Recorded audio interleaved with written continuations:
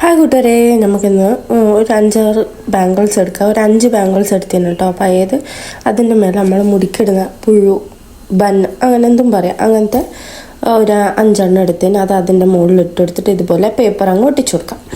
ഇതുപോലെ പേപ്പർ എല്ലാത്തിനും റൗണ്ടായിട്ട് കട്ട് ചെയ്തിട്ട് അതിൽ ഗ്ലൂ വെച്ച് അപ്ലൈ ചെയ്തിട്ട് അതും അങ്ങ് ഒട്ടിച്ച് കൊടുത്താൽ ഇതുപോലത്തെ ഒരു ഫേസ് പോലെ ആയി കിട്ടും. അതിന് ശേഷം അതിലേക്ക് നമുക്ക് ഇത് നല്ല വൃത്തി കൊട്ടിക്കണം കേട്ടോ. അല്ലെങ്കിൽ ഇപ്പോൾ ഗ്ലൂ തന്നെ യൂസ് ചെയ്യുക, ഗമ്മൊന്നും അങ്ങനെ ഒട്ടൂല. അപ്പോൾ നമുക്ക് ഇതുപോലെ പതുക്കെ ഒട്ടിച്ചു കൊടുക്കുക. പേപ്പർ ആയതുകൊണ്ട് നമ്മൾ റഫ്യൂസും ചെയ്ത് പതുക്കെ ഒട്ടിച്ചു കൊടുക്കുക. അതിന് ശേഷം നമുക്ക് കുറച്ച് പഴയ ബീഡ്സ് ഉണ്ടായി എൻ്റെ അടുത്ത്. അപ്പം ഇത് ഞാനിങ്ങനെ ഓരോ വർക്കിന് വേണ്ടിയിട്ടെല്ലാം ഇങ്ങനെ വാങ്ങിയത്. അപ്പോൾ ഒരു പച്ച കളർ ബീഡ്സാണ് ബാക്കി ഉണ്ടായത്. അപ്പോൾ ഞാൻ വിചാരിച്ച് അത് നമുക്ക് ആ സെൻറ്ററിൽ ഒരു 4 ഒട്ടിച്ചു കൊടുക്കുക, അല്ല 5 ഒട്ടിച്ചു കൊടുക്കുക. അത് നമ്മളെ ഓരോരുത്തരുടെ ഐഡിയക്ക് അനുസരിച്ച് ഒട്ടിച്ചു കൊടുക്കട്ടോ. ഞാൻ 4 വെച്ചിട്ട് ഒട്ടിച്ചു കൊടുക്കുന്നത്. ഇതുപോലെ ഗ്ലൂ അതിൽ അപ്ലൈ ചെയ്തിട്ട് ആ സ്റ്റോണും കൂടി അതിൽ ഒട്ടിച്ച് ഇതുപോലെ ഒട്ടിച്ചു കൊടുക്കാം. 4 വിചാരിച്ച് അങ്ങനെ 6 എടുത്താൽ ഏറ്റവും ഭംഗിയുണ്ടാവും. ഒരു ഫ്ലവറിൻ്റെ രൂപത്തിലാക്കാം. എൻ്റെ അടുത്ത് ഈ ബണ്ണ് കുറവായതുകൊണ്ട് ഞാൻ വെറും 5 ഒതുക്കിയത്. 6 ആകുമ്പോൾ നല്ല ഭംഗിയുണ്ടാവും ഫ്ലവർ. 6-7 ആകുമ്പോൾ നല്ല ഭംഗിയുണ്ടാവും, ഫ്ലവർ പോലെ ഉണ്ടാവും. അതിന് ശേഷം നമുക്കത് ഇതുപോലെ തിരിച്ച് വെച്ചിട്ട് ഒന്നല്ലെങ്കിൽ ഐസ്ക്രീം സ്റ്റിക്ക് എടുക്കുക. അതില്ലെങ്കിൽ ഇതുപോലെ കാർഡ്ബോർഡ് പീസോ അല്ലെങ്കിൽ സ്റ്റിക്ക് പീസോ എന്തെങ്കിലും വെച്ച് ഇതുപോലെ അങ്ങ് ഒട്ടിച്ചു കൊടുക്കാം. ഗ്ലൂ വെച്ചിട്ട് നല്ലോണം ഒന്ന് ഒട്ടിച്ചു കൊടുക്കുക.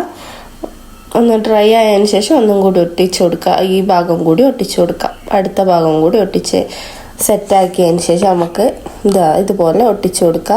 അതിന് ശേഷം നമുക്ക് കുറച്ച് ഉള്ളൻ ത്രെഡ് എടുത്തിട്ട് നമുക്ക് അതിൻ്റെ താഴെ വരുന്ന കുച്ച് അത് ഇതുപോലെ റൗണ്ട് ആക്കിയിട്ട് നല്ലോണം ചുറ്റിയെടുക്കുക. എത്ര തടി വേണോ അതിനനുസരിച്ച് ഇതുപോലെ ചുറ്റിയെടുത്തതിന് ശേഷം അതിനിങ്ങനെ നടുവെ ഒരു കെട്ടിട്ട് കൊടുക്കുക.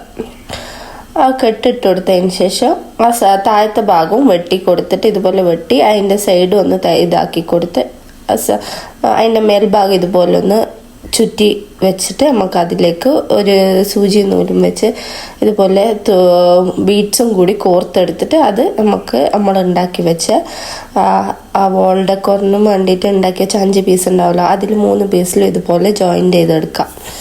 അപ്പം ഞാൻ എൻ്റെ അടുത്തൊരു പഴയ മാല ഉണ്ടായി കേട്ടോ. മാലൻ്റെ ബീഡ്സാണ്, മോളത് പൊട്ടിപ്പോയതാണ്. അപ്പം അതും കൂടി ഇതിൽ കോർത്തിട്ട് ഇതുപോലെ തുന്നിയെടുക്കുന്ന ഞാൻ ചെയ്യുന്നത്. ഒട്ടിക്കുന്നില്ല. കുറച്ച് കട്ടിയുള്ള നൂലാണെങ്കിൽ നമുക്ക് ഒട്ടിച്ചെടുക്കാം ഗ്ലൂ വെച്ചിട്ട്. ഞാൻ തുന്നിയെടുത്തു. അപ്പം നമ്മളെ വോൾ ഡെക്കോർ റെഡിയായി. വാൾ ഹാങ്കിങ് റെഡിയായി കേട്ടോ. അപ്പം ബീഡ്സും ഈ സ്റ്റോൺസ് അതെല്ലാം ഓരോരിടത്തും ഓരോ രീതിയിലായിരിക്കും ഉണ്ടാവുക. അതുപോലെ നമുക്ക് ഉണ്ടാക്കി വെക്കാം. ഇത് ഏറ്റവും സിമ്പിളായിട്ടും ഉണ്ടാവും, കാണാൻ നല്ല ഭംഗിയും ഉണ്ടാവും കേട്ടോ.